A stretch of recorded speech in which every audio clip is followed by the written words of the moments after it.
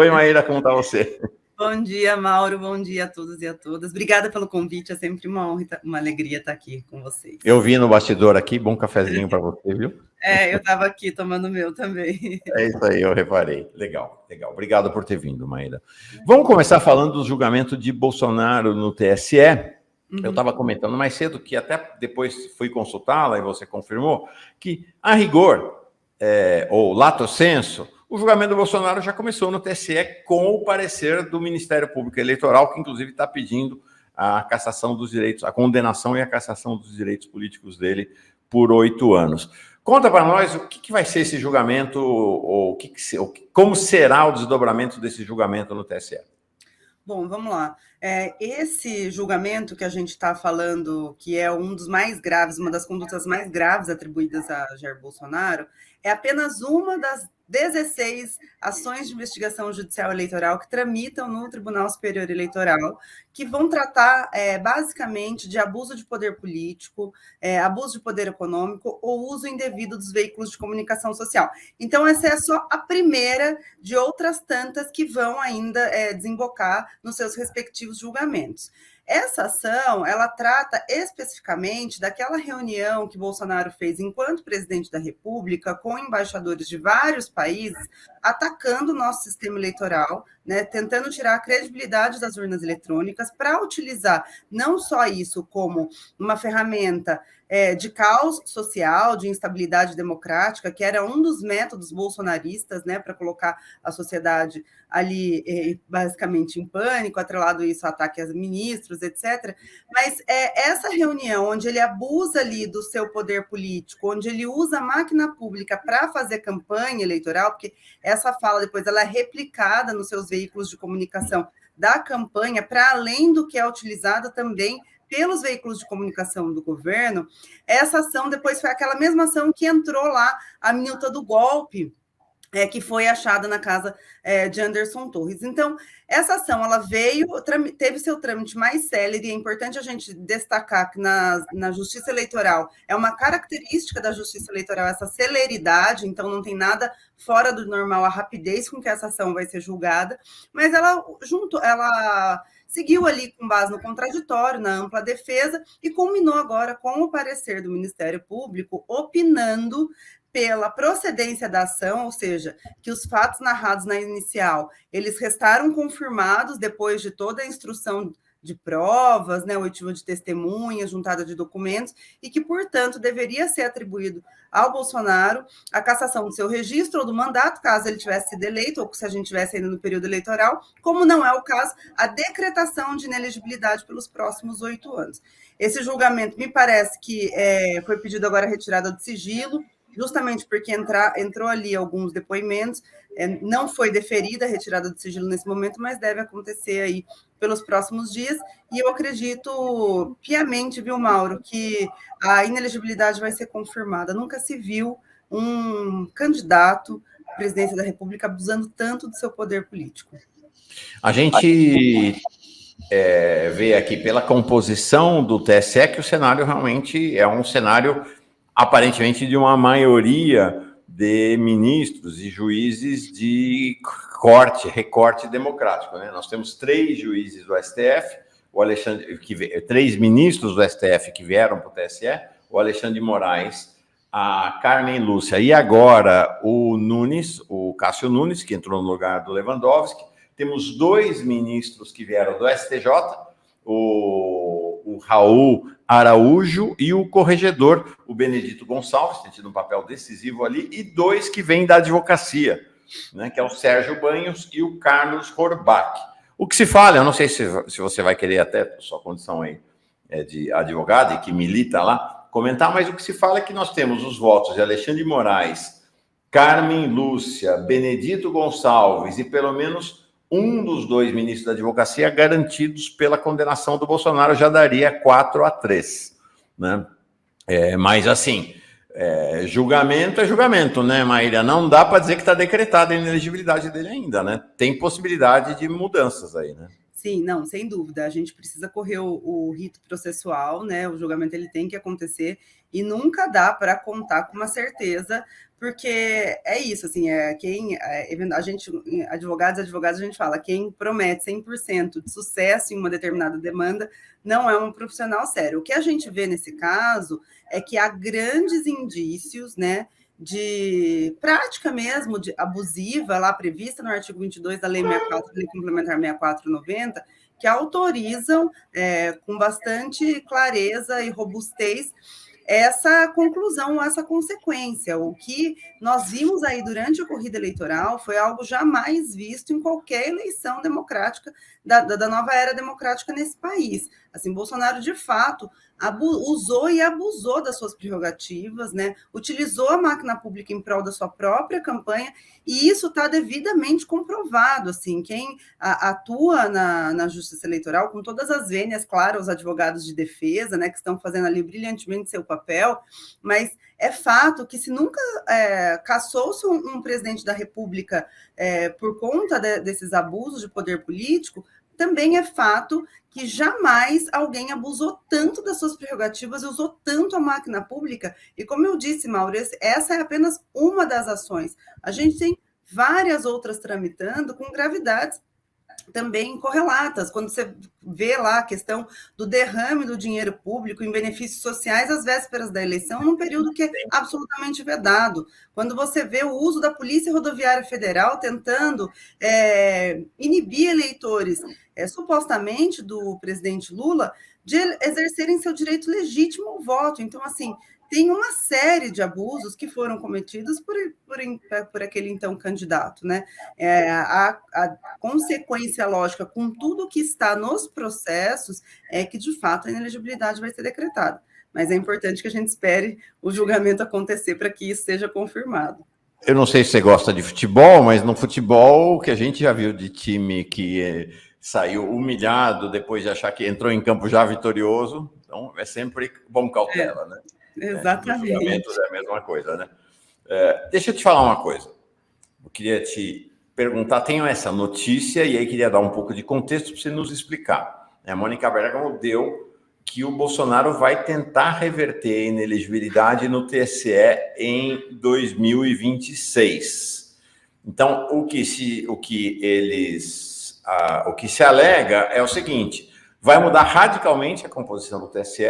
Então, na metade do ano que vem, a própria eleição municipal já não será mais conduzida sob a presidência do Alexandre de Moraes. Ele deixa o TSE em meados do ano que vem, acho que é maio, se não estou enganado, e vai para o lugar dele o André Mendonça. Não sei quem será o presidente, se o presidente será a Carmen Lúcia, ou se será o Cássio Nunes, ou o próprio André,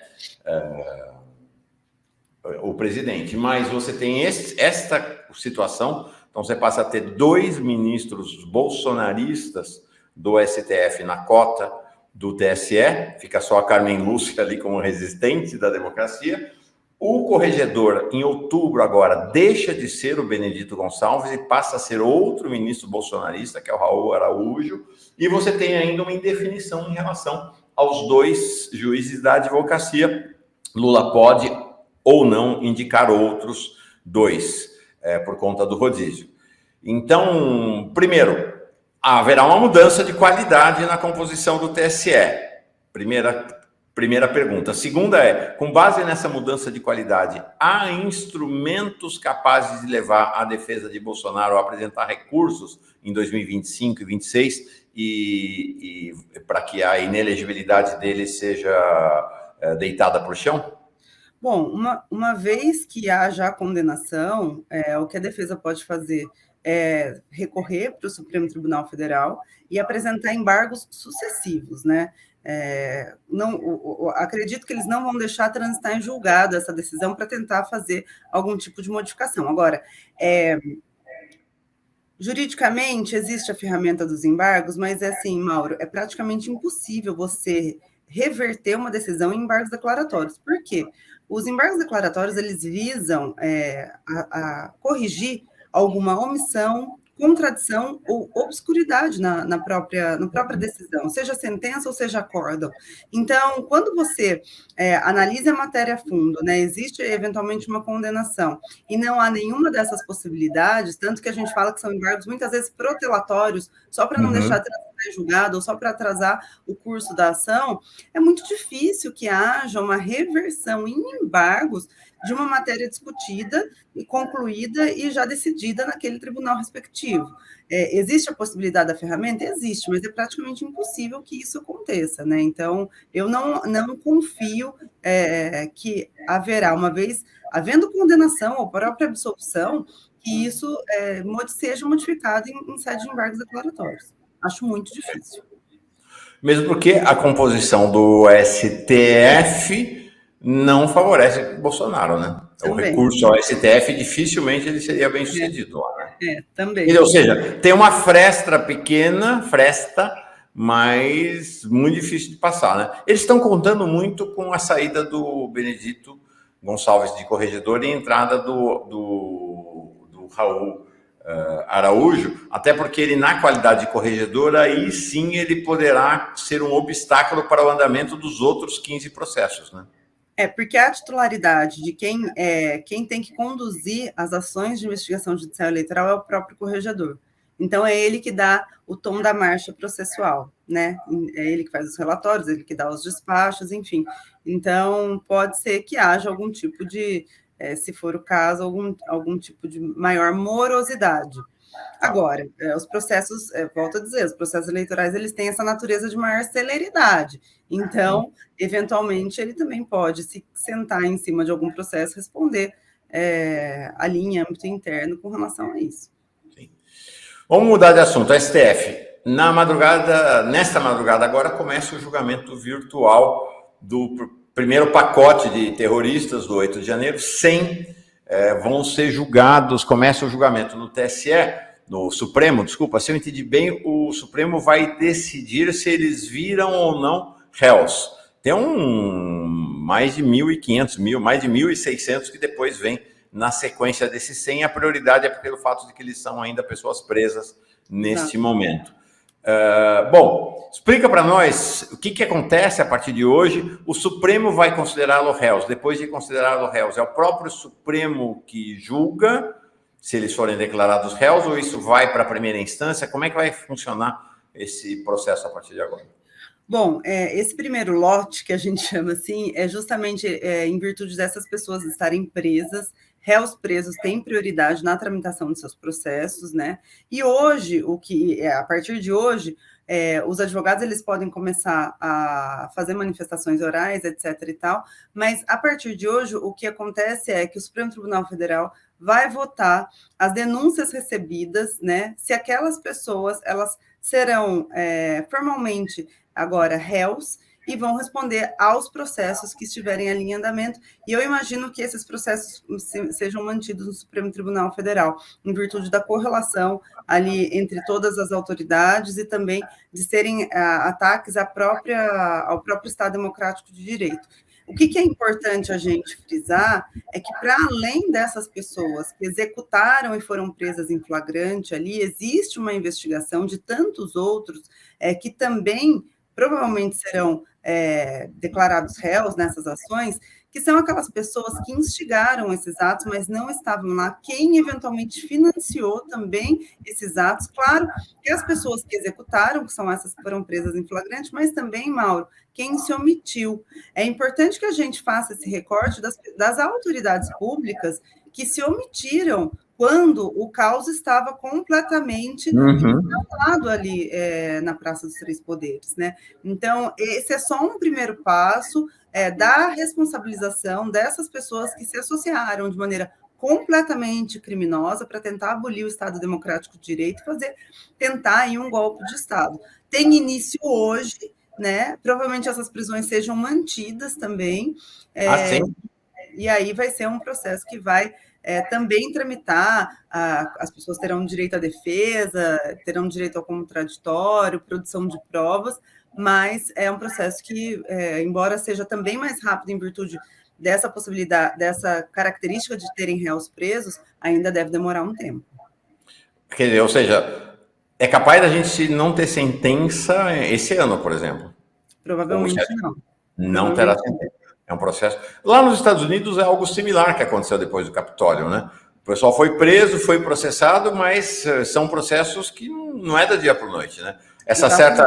Eu falei um pouco mais cedo com o Jefferson Miola, que estava aqui, sobre essa coisa da lacração nas redes. Tem também uma tendência de uma lacração no judiciário, mas que afronta o ritmo da justiça, né? Não dá para lacrar. Né? Tem o chamado devido processo legal, né?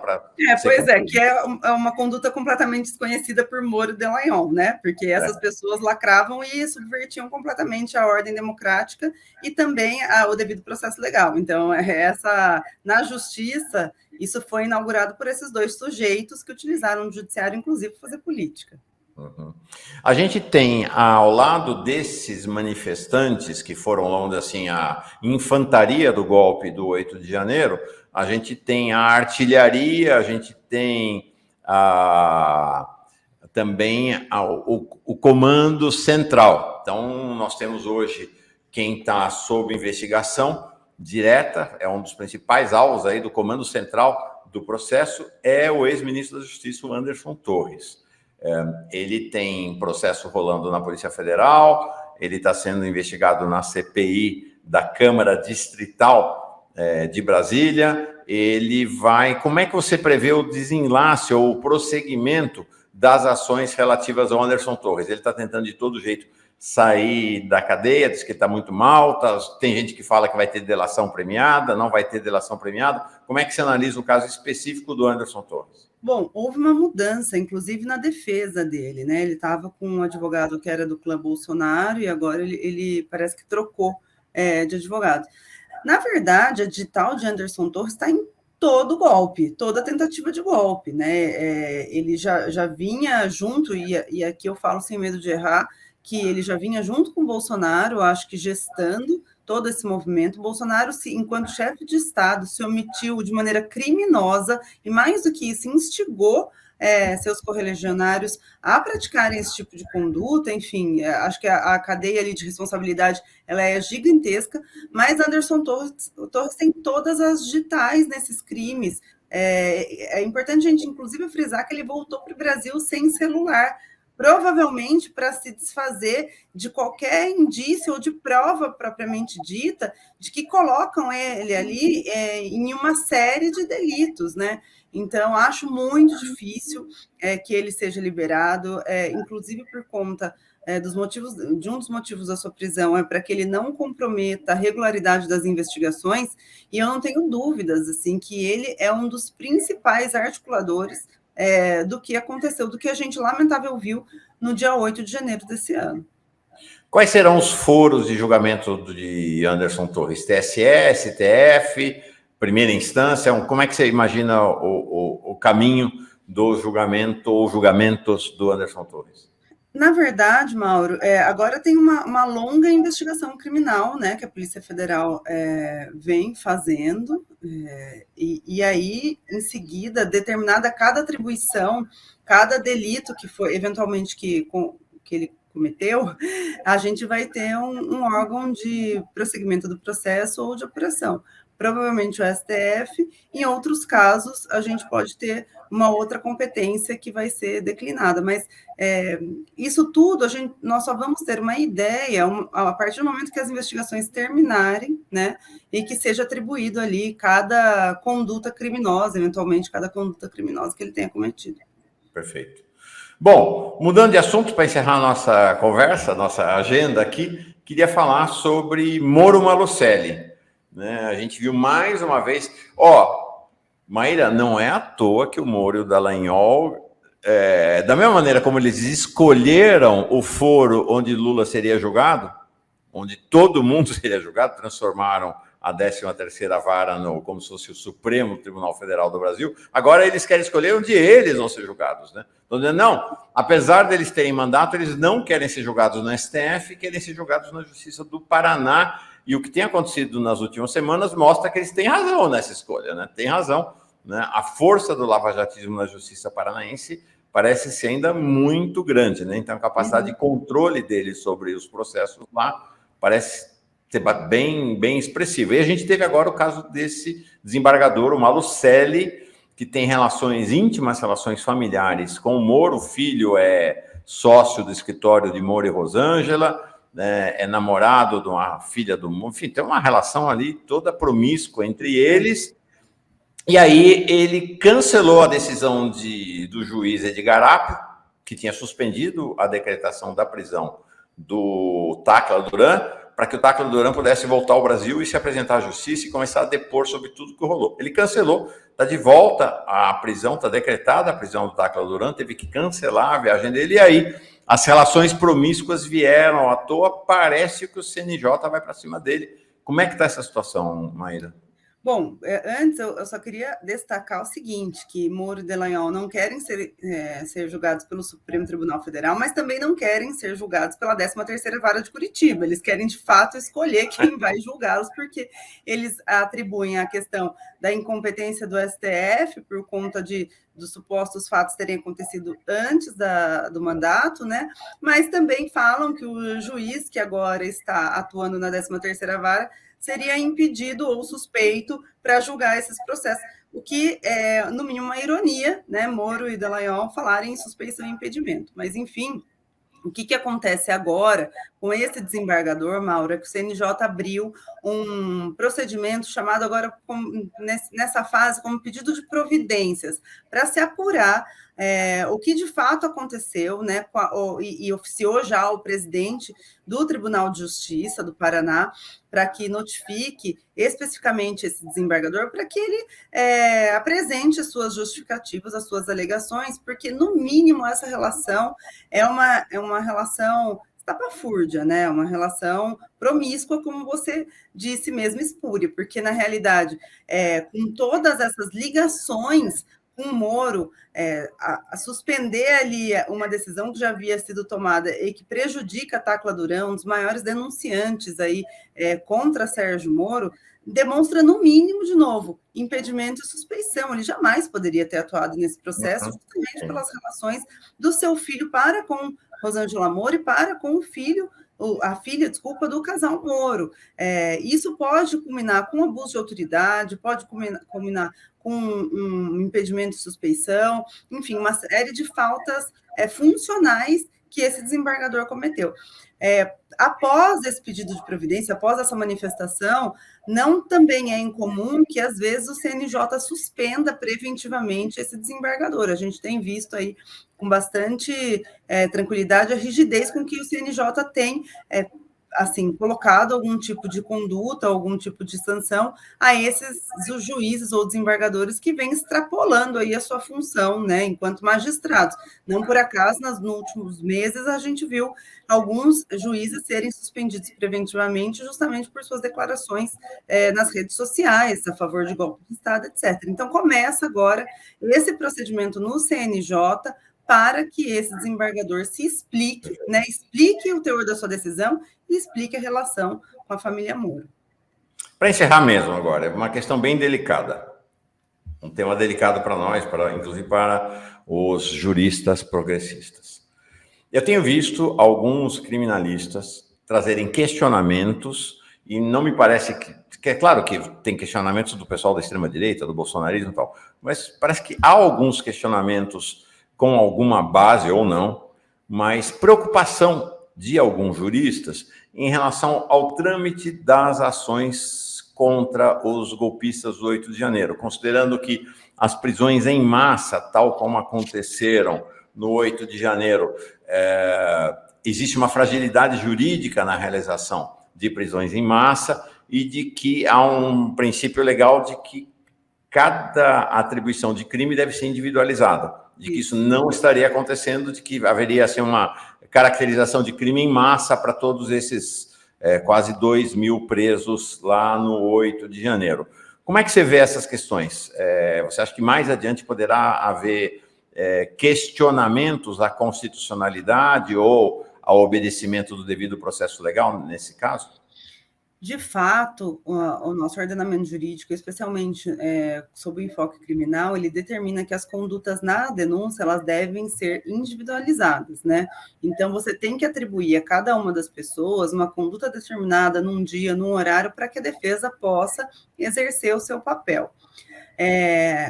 Isso hoje vai ser colocado em xeque, começa hoje, na realidade, mas vai ser colocado em xeque justamente porque já é uma das possibilidades de arguição de nulidade de defesa, quando essas condutas elas não são devidamente individualizadas, mas uma vez superado esse trâmite, claro que a defesa tem que ter todos os recursos inerentes, né, para o exercício da sua função, afinal de contas, a gente está falando de liberdade, um dos pilares da democracia, inclusive, mas, superado isso pode ser renovado eventualmente num recurso e as pessoas continuarão ali.